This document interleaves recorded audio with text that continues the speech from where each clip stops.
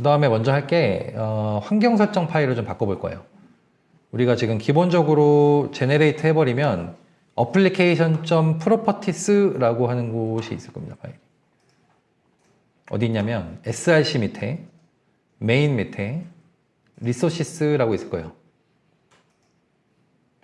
거기 밑에 보시면 바로 application.properties가 하나 있을 겁니다. 더블 클릭을 해보시면 우리가 익히 지금도 properties 파일 타입을 쓰기 때문에 뭐뭐점으로 이렇게 뎁스를 구분하는 그런 형태를 쓰고 있는데, 이런 환경 설정 파일들은 거의 다 야물로 통일이 됐어요. 확장자는 YML 또는 YAML이거든요. 그래서 야물이라고 부르고요. 네, 야물. 그냥 억지로 부르는 겁니다. YML이라고 하는 포맷이고, 마치 우리가 제이슨 이런 거랑 비슷해요. 그래서 보시면 알겠지만 뎁스를 스프링 뭐가 있을까요? 우리 뭐 예를 들어서 rcv.a, rcv.b를 두 개를 선언하려면 프로퍼티스 형태에서는 두 줄 다 rcv.이라는 원뎁스를 써줘야만 식별이 돼요. 근데 이거 되게 중원부원이잖아요. 그래서 이걸 좀 더 계층화한 거예요.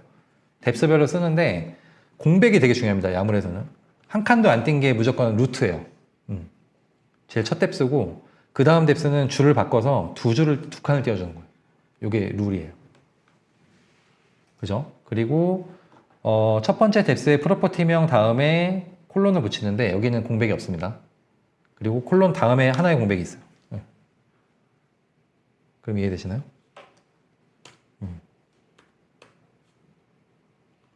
그러니까 이렇게 해야 되는데 이거는 알아서 ID에서 해줄 거예요. 중요한 거는 뎁스를 구분하는 거는 두 칸이다. 식별자가 두 칸. 그래서 내가 만약에 name이라는 밑에다 뭘 추가하고 싶어요. 그러면 엔터 딱 치면 그 라인에 딱 위치하죠. 개행이. 그래서 저는 뭐 이런 식으로 어드민에 enable 있으면 이런 거 추가할 수도 있고. 이게 야물인데 야물로 일단 확장자를 바꿀 거예요. 그래서 우클릭 하셔서 리팩터링 밑에 이름 변경 하셔서 application.yml 이라고 치십니다.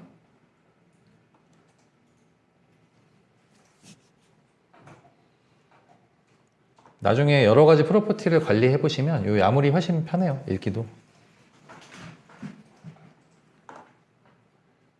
그리고 여기에는 그렇게 쓴 게 없습니다만 여러 가지 컴마로 우리 구분해서 이렇게 배열 형태로 들어가는 값들을 이 밑에 대시로 넣을 수가 있어요.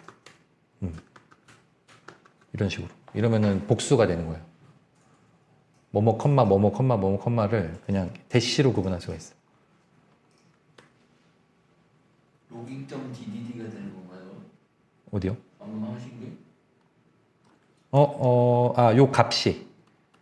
그러니까 요건 지금 뎁스라서 저게 없는데 로깅 땡땡 뭐 1 이렇게 된 겁니다. 1,2, 2,3 요 값을 표현할 때 로깅해서 1, 2, 3 이렇게 되는. 그래서 지금 설정할 것은 요거예요. 요거. 우리 지금 아무것도 없나요? 파일에? 그 프로퍼티 아무것도 없죠? 제일 먼저 선언하는 게 요 API 이름이에요. 이름. 그래서 이걸 한번 써보세요. 스프링 땡땡 띄고 엔터. 그러면 두 칸이 띄어지는지를 보시고, 그 다음에 어플리케이션 땡땡 스페이스 그리고 엔터. 그러면서 뎁스를 한번 느껴보세요. 치시면서.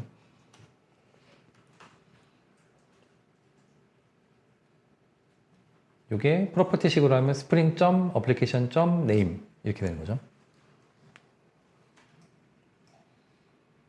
그리고 다치신 분들은 밑에다가 server.port 얘까지 기입을 해주시죠. 네. 우리가 서버 포트를 바꾸려면은 톰캣을 설치형을 쓰게 되면 그 컴피그에 해당하는 XML을 수정해서 재기동을 해줘야 돼요. 그거를 그냥 이렇게 application.yaml에다가 미리 예약으로 준비해 놓고 쓰시면 돼요.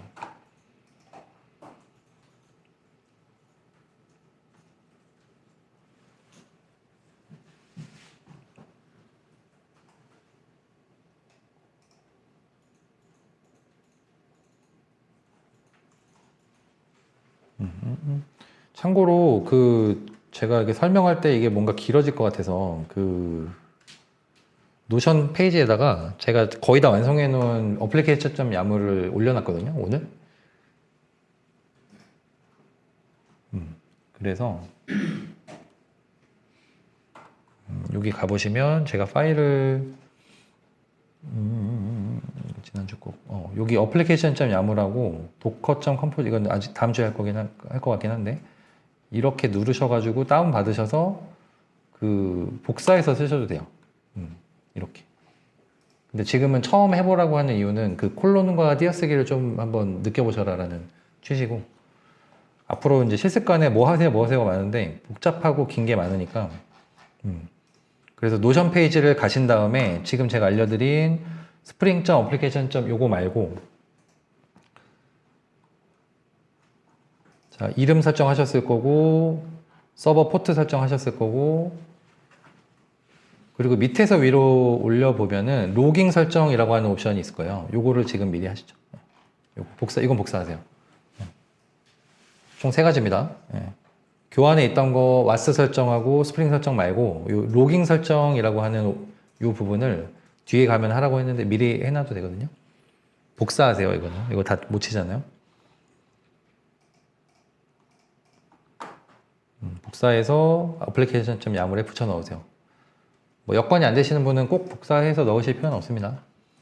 이렇게 하시면 좀 더 로그 파일이 바로 생기거든요. 이렇게.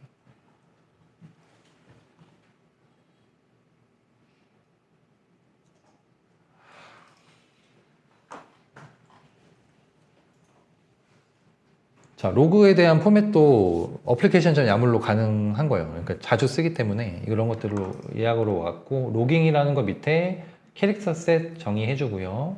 파일로 떨굴 것이기 때문에 이제 파일 밑에다가 네임은 실행하는 곳으로부터 로그 폴더 밑에 아까 우리 위에서 선언했죠? spring.application.name.log 이렇게 됩니다. 그리고 맥스 히스토리 30이라고 주면 기본적으로 데이스예요. 데이스. 30일까지만 보관하고 31일이 지난 파일들은 지워, 이런 표현입니다.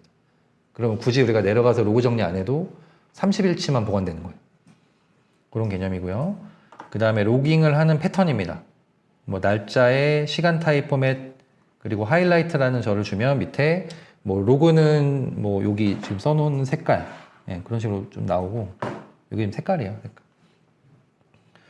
콘솔이라고 하는 건 우리 실행했을 때 밑에 그 콘솔 창 표준 입출력이죠. 그 창에 나타나는 거고, 파일에 들어가는 거는 포맷을 좀 달리 할 수 있어요. 이렇게. 그래서 이 2개를 복사해서 붙여 넣으시면 원하시는 대로 포맷이 가능합니다. 그리고 루트의 로그 레벨은 인포다. 그러면 이제 인포 밑으로 찍힌 건 안 나오고 인포 위로 선언하는 것만 다 나오겠죠.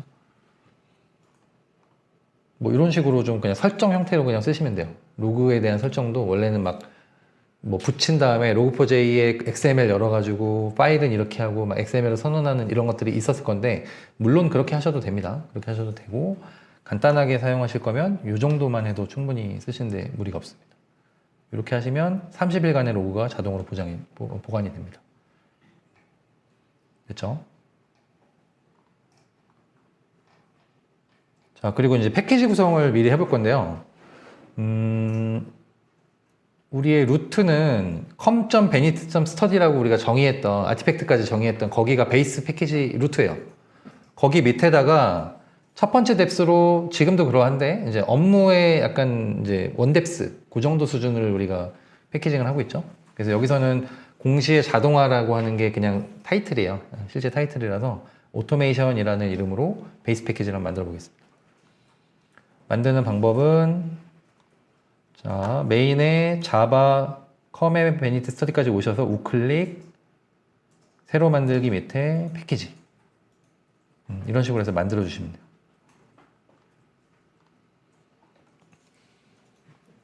이름도 그냥 이대로 하시죠. 특별히 의미 있는 이름은 아닌데,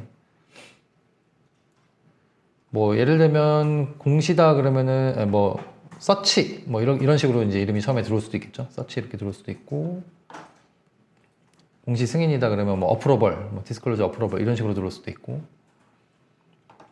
그래서 요 최소한의 묶어주는 업무 단위를 원뎁스로 둔다. 그 밑에 기본적인 MVC 패턴대로 패키징 구성을, 서버 패키지 구성을 한다. 이렇게 룰을 잡고 있습니다. 뭔가 위치를 이동해야 된다. 그럼 리팩터링 밑에 가서 디렉토리 패키지 이동해가지고 뭐 이렇게 하시면 됩니다.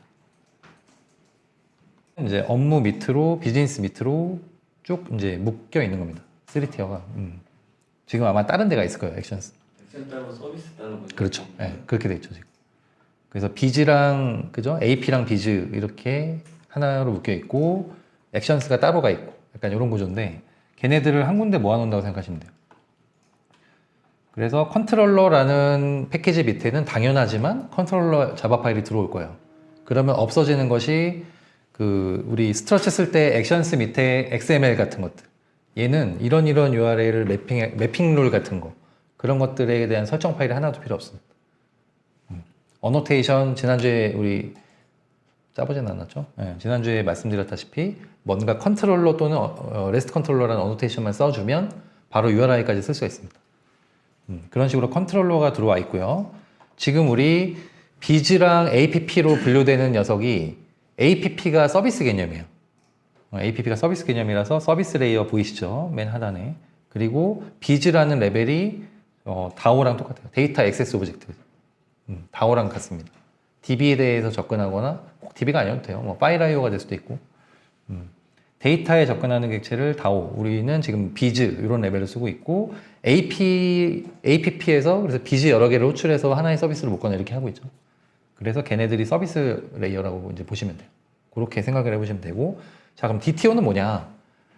데이터를 담는 그릇인데 데이터가 이제 레이어끼리 왔다 갔다 할 때 저 DTO 안에 담아서 움직인다. 약간 이런 식으로 개념을 잡으시면 VO입니다.